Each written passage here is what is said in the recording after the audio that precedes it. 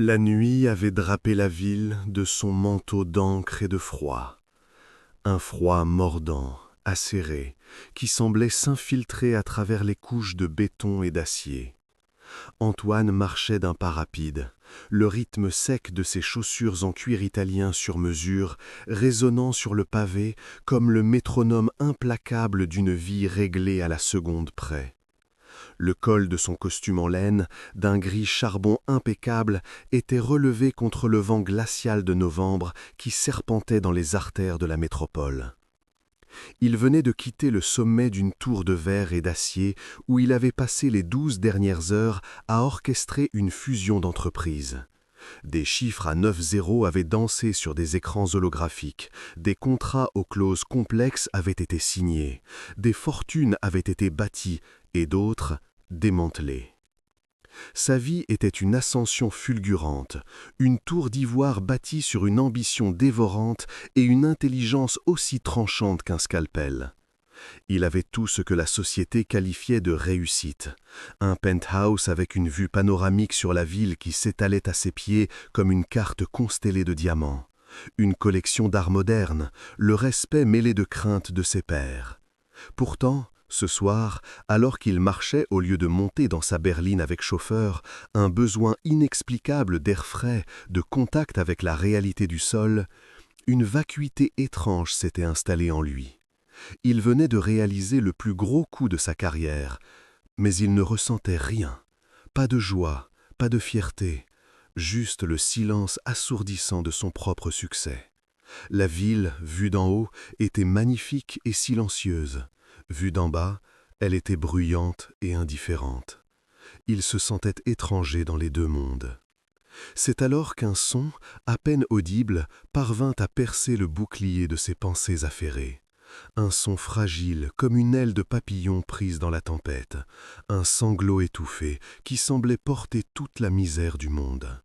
Son premier réflexe, celui conditionné par des années à éviter les complications, fut d'accélérer le pas. Ce n'était pas son problème. La ville regorgeait de drames anonymes. Mais le son se répéta, plus faible encore, comme un écho de désespoir. Poussé par une impulsion qu'il ne s'expliquait pas, un vestige d'une humanité qu'il croyait perdue, il s'arrêta. Il tourna la tête vers une ruelle sombre, une fissure béante entre deux immeubles prestigieux. L'air y était plus lourd, chargé des odeurs de l'oubli, de poubelles humides et de tristesse stagnante. Il fit quelques pas hésitants dans l'obscurité, ses yeux s'habituant à la pénombre. Et là, dans le halo tremblant d'un lampadaire lointain qui jetait des ombres longues et dansantes, il les vit. Et son monde, si parfaitement ordonné, s'arrêta de tourner. Sous un abri de fortune, fait d'un grand carton éventré, une jeune fille était assise. Elle ne devait pas avoir plus de 12 ou 13 ans, mais son regard portait le poids d'une vie entière de souffrance.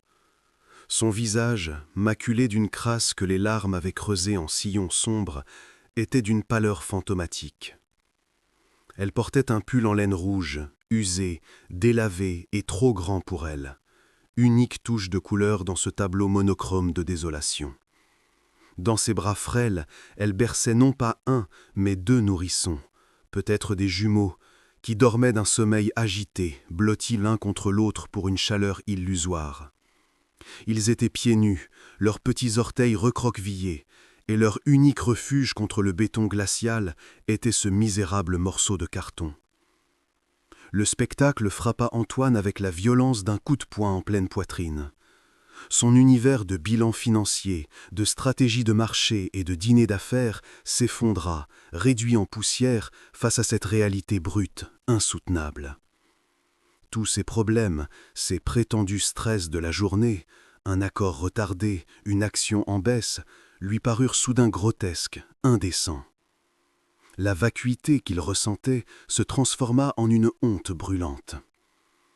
Il s'accroupit lentement, le mouvement de son corps habitué au confort des fauteuils en cuir semblant étranger, presque douloureux. Un genou toucha le sol froid et humide, et il sentit le froid pénétrer le tissu coûteux de son pantalon sans même y prêter attention. Son regard, d'ordinaire si aiguisé pour déceler la moindre faille dans un contrat, se perdit dans les yeux immenses et rougis de la petite fille. Des yeux qui ne pleuraient plus, comme si toutes les larmes avaient été épuisées, laissant place à une résignation terrifiante. Elle ne dit rien. Elle se contenta de resserrer son étreinte protectrice autour des deux petits corps endormis, un geste instinctif, animal. Son silence était plus éloquent que n'importe quel cri. Il racontait des heures de faim qui tordent l'estomac, des nuits de froid qui gèlent les os, et une peur constante, cette peur sourde de l'invisible, du lendemain, de ne pas se réveiller, ou pire, de se réveiller seul. Elle le dévisageait avec une méfiance ancestrale. Pour elle, un homme en costume ne pouvait signifier que deux choses, la police ou les services sociaux. Les deux voulaient dire la même chose, la séparation, la fin de sa promesse. Antoine sentit sa gorge se nouer. Que dire?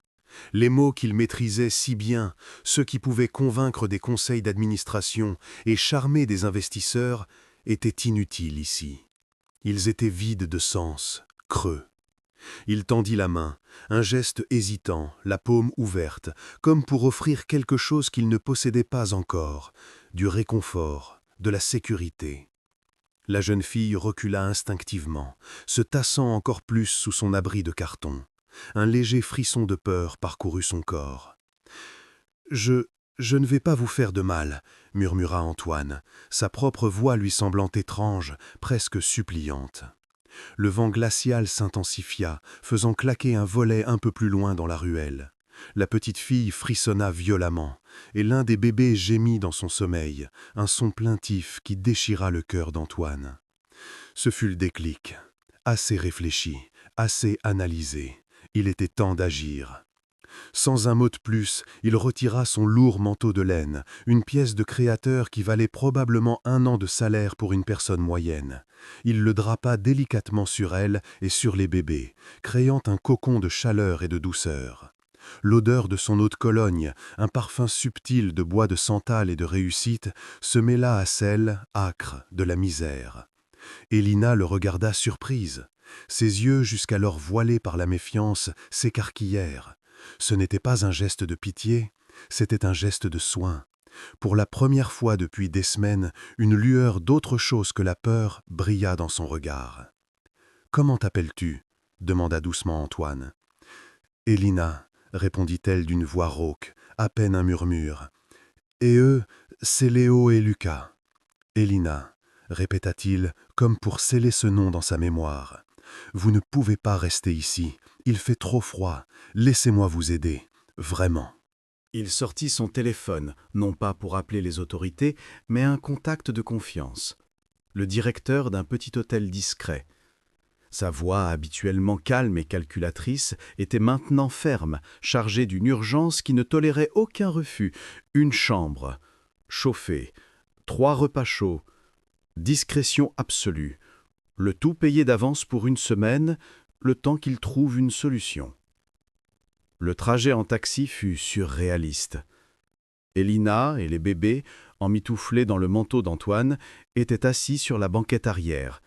Silencieux, ils regardaient les lumières de la ville défiler à travers la vitre. Pour la première fois depuis une éternité, ils étaient au chaud, en sécurité. Antoine, assis à l'avant, sentait le poids de sa décision. Ce n'était pas un simple don, c'était un engagement. Il venait d'ouvrir une porte dans sa vie et il ne savait pas ce qu'il trouverait derrière, mais il savait qu'il ne pourrait plus jamais la refermer. Cette nuit-là, dans sa suite luxueuse au sommet de la ville, Antoine ne dormit pas. Le silence de son immense appartement lui parut assourdissant. L'image d'Élina et des jumeaux était gravée derrière ses paupières. Il réalisait la profonde, l'abyssale vanité de son existence. Il avait passé des années à construire un empire de chiffres, à amasser une fortune, tout en ignorant la misère qui rampait au pied de ses tours de verre. Il avait cru que le pouvoir était dans les salles de conseil. Mais il découvrait ce soir-là que le véritable pouvoir réside dans la capacité à changer une vie. Dès l'aube, Antoine ne fut plus le même homme. Il annula sa journée de réunion d'un simple email. Sa stratégie désormais était humaine. Il mobilisa ses ressources avec la même efficacité redoutable qu'il appliquait à ses affaires. Il contacta l'un des meilleurs avocats de la ville, non pas pour une fusion-acquisition, mais pour établir une tutelle et sécuriser l'avenir légal d'Elina et des jumeaux. Il appela un chasseur d'appartements pour trouver un logement décent, lumineux et sûr. Il ne se contenta pas de signer des chèques. Il s'impliqua personnellement. Il accompagna Elina pour choisir les meubles, la regardant s'émerveiller devant des choses aussi simples qu'un lit douillet ou un réfrigérateur plein. Il vit ses yeux s'illuminer quand elle choisit des peluches pour Léo et Lucas. Lentement, il vit la carapace de la petite fille des rues se fissurer, laissant apparaître l'enfant qu'elle n'avait jamais eu le droit d'être. Elle commença à lui parler, à lui raconter son histoire par bribes. La perte de ses parents, la promesse faite à sa tante mourante de ne jamais abandonner ses cousins, sa fuite d'un système qui voulait les séparer. Antoine écoutait, le cœur serré, réalisant que le courage qu'il admirait chez les grands PDG n'était rien comparé à la force de cet enfant. Sa propre vie changea radicalement.